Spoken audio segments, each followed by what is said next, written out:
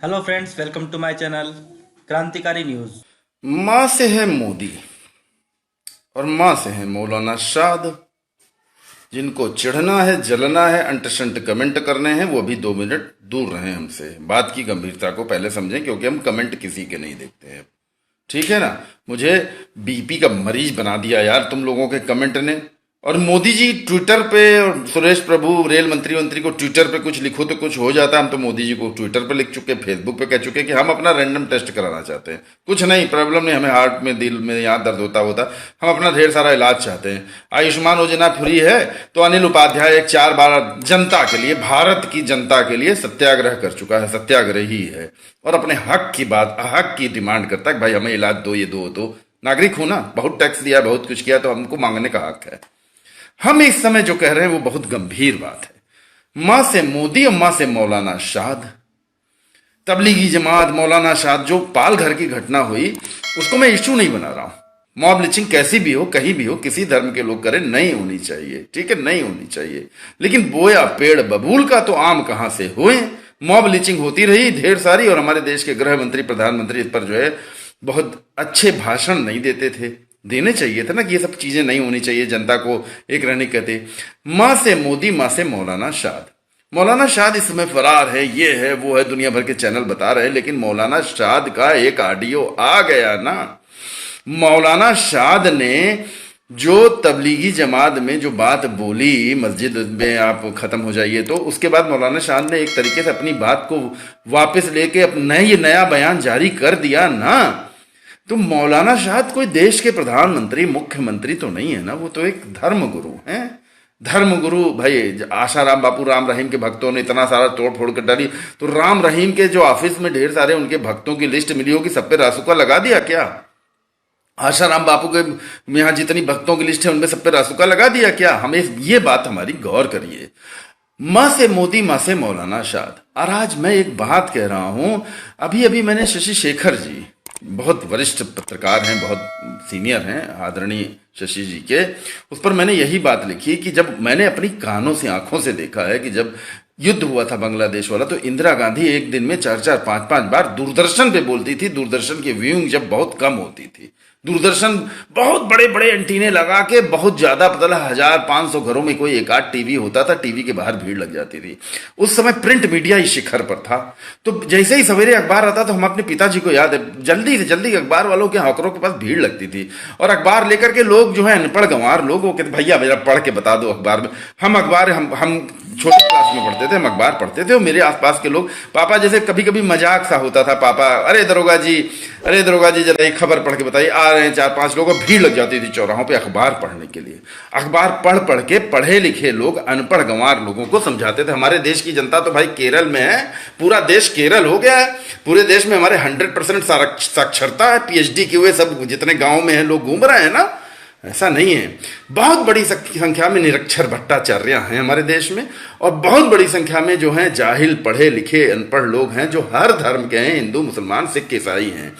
आदिवासियों ने किया, मुस्लिमों ने किया, अब दुनिया भर की नौटंकी चालू हो गई पाल घर वाली घटना पे। लेकिन पाल घर वाली जो घटना हुई है वो साधु थे ना, और आदिवासी अंधविश्वासी ज्यादा होते हैं, इसमें आपको किसी को शक है? अंधविश्वासी कौन ज्यादा होता है? जो पढ़ा लिखा नहीं होता है। वहां इस चीज को ट्रेस करिए, पत्रकारों से मैं कह रहा हूं, ट्रेस करिए। क्या वो जो 200-300 लोगों की भीड़ जो जूना अखाड़े के 70 साल के बुजुर्ग पर टूट पड़ रही, मारपीट कर रही है, अब पुलिस वाला एक ठो खड़ा है वहां पे, वो वन विभाग का है शायद, वो पुलिस वाला अपनी जान बचाता था कि क्या करता? या मान लीजिए 4-5 पुलिस वाले पहुंचे, तो 4-5 पुलिस वालों को अगर 200-300 लोग अगर घेर के मारने लग जाते हो तो गए बेचारे काम से। तो पुलिस को अपनी जान पुलिस है ने नहीं बचाया, ये नहीं कह रहा हूं मैं ये कह रहा हूं कि इंसान थे, इंसान ने अपनी जान तो बचानी पड़ती है ना। कोई भी हो, मिलिट्री के लोग हो, पुलिस के लोग हो, इंसान है पहले सभी लोग, रोबोट नहीं है यार। वो लोग रोबोट नहीं है कि फट से वो साइंस फिक्शन फिल्मों की तरह, टर्मिनेटर की तरह मशीन गनें निकली, पहिए जैसी पुलिस आ गई, खट सामने खड़े 200-300 लोगों को शूट कर दिया। वो बेचारे अपने अधिकारियों से आदेश लेंगे कि भैया डंडा चला के, डंडा लाठीचार्ज करेंगे। हर चीज में नौकरी बंधी है, तनख्वाह बंधी है, गुलामी टाइप की एक नौकरी हमारे देश में हो गई है।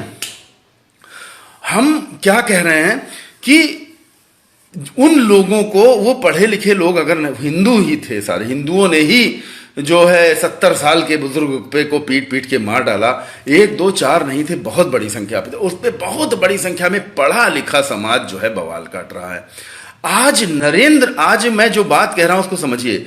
मौलाना शाद ने जो भी कहा वो नेट पर कहा, व्हाट्सएप फेसबुक पर उनका ऑडियो चला, व्हाट्सएप पर उन्होंने ऑडियो चलाया।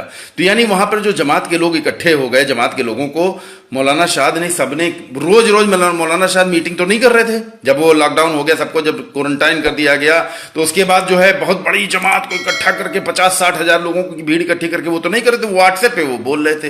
तो नरेंद्र मोदी व्हाट्सएप पर, सोशल मीडिया पर, फेसबुक पर क्यों नहीं बोल रहे हैं? आज मोबाइल सबसे बड़ा न्यूज का माध्यम बन गया है। टीवी मीडिया है, लेकिन टीवी मीडिया इतनी बड़ी संख्या में, टीवी मीडिया जो झोपड़पट्टी है, लाइन के किनारे के मकान है, गरीब बस्ती है, जो भिखारियों की बस्ती है, सपेरों की बस्ती है, बहुत से ऐसे गांव हैं हमारे पूरे देश भर में, हजारों ऐसे गांव होंगे जहां लाइट ही नहीं होगी, बैटरी चार्ज करा करा के लोग लाते होंगे। वो बैटरी चार्ज करा के लाए तो अपना मोबाइल चार्ज करते हैं, पता 2 घंटे 3 घंटे 4 घंटे लाइट आ रही है तो उतनी देर में बस बैटरी चार्ज कर रहे हैं, अपने ट्यूबवेल चला रहे हैं, ये कर रहे हैं। तो उन पढ़े लिखे, पहले के जमाने में तो अखबार पढ़ के लोग सुना देते थे। पढ़े लिखे लोगों ने अखबार पढ़ा, जनता समझ गई कि भाई इंदिरा गांधी ने, अटल बिहारी वाजपेयी के समय में भी थोड़ा बहुत नेट 1999 में 98 में आ चुका था। जब मैं 95-96 में दैनिक जागरण अखबार में था, तब उस समय पेजर आया था, ताजा ताजा बड़ा सा पेजर आया था। 95-96 से पहले क्या था? कोई इलेक्ट्रॉनिक टेलीफोन लगवाने के लिए भी जो है घूस देनी पड़ती थी, लाइनमैन से लेके एसडीओ को तक को सबको। टेलीफोन, लैंडलाइन टेलीफोन कनेक्शन लगवाने के लिए हमारे घर से 5,000 रुपया खर्चा किए गए थे सन 1988 में, 87 नहीं सन 86 में, आई थिंक हाँ 86 में लगा था फोन। 454-269 नंबर था, 54। हाँ, तो ये जो नंबर था हमें आज तक याद है। हमारे पापा जाते थे, थोड़ा पुलिस में थे तो उनकी वजह से फिर भी घूस देनी पड़ गई थी। ठीक है, झूठ क्या करूंगा यार, बोल के सच्ची बातें हैं, इसको स्वीकार करो। ये आप अपने माता पिता से पूछो। आजकल के लुंडो तुम्हारे दुकान नहीं चल रही है, अब इंसानियत की दुकान नहीं चल सकती है। जान की कीमत क्या होगी तुम्हारी हमारी सबकी, बताओ। आज हम तुमसे, लोग कहते हैं दुआओं में याद रखिएगा, हम कहते हैं भैया दुआओं में सिर्फ इतना याद रखो कि तुम जिंदा रहो, हम जिंदा रहें। आज की तारीख में कोई करोड़पति अरबपति किसी अखबार का सबसे बड़ा वाला संपादक हो, चाहे सबसे छोटा वाला संपादक, संवाद सूत्र, दोनों को एक ही मैं दुआ दूंगा, भैया जिंदा रहिए आप, भाई साहब आप जिंदा रहिए, भैया जी आप जिंदा रहिए। मेरी सबसे बड़ी कामना ये है, क्योंकि मौत नाच रही है। कोरोना जैसे एक दिन की कोई बीमारी थी, CAR-NRC एक संसद राज्यसभा में वो पेश हो गया, पास हो गया, उसके बाद उस पर बवाल चलता रहा, एक दिन में वो वापिस हो जाता। लेकिन कोरोना तो नहीं वापिस हो जा सकता ना। अभी मोदी अमित शाह कह देते हाँ भाई CAR-NRC हम अभी वापिस ले रहे हैं, हमने अपने 8-10 लोगों से 20 लोगों से बात कर ली, भाजपा वाले बड़े नेताओं से, ठीक है वापिस हो जाता। ऐसे मोदी जी बात कर लीजिए, एक मीटिंग कर लीजिए, CAR-NRC की तरह एक मीटिंग कर लीजिए और कोरोना। तो मोदी जी आप समझा क्यों नहीं रहे हैं? ये मेरी बात सर्वोच्च है। अगर नरेंद्र मोदी कभी बोले ही ना होते, नरेंद्र मोदी ने 2-2 3-3 घंटे के भाषण दिए, भाइयों और बहनों ये सही है या गलत, मोदी अमित शाह दोनों ने किया। ये भाइयों और बहनों ये कोरोना सही है या गलत, ये मोदी जी आज क्यों नहीं कर रहे हैं? रोज जाहिलों को क्यों नहीं समझा रहे हैं कि भैया आपको ये नहीं करना है, आपको एकाएक ये नहीं। Please do like, share and subscribe Krantikari news for more news update.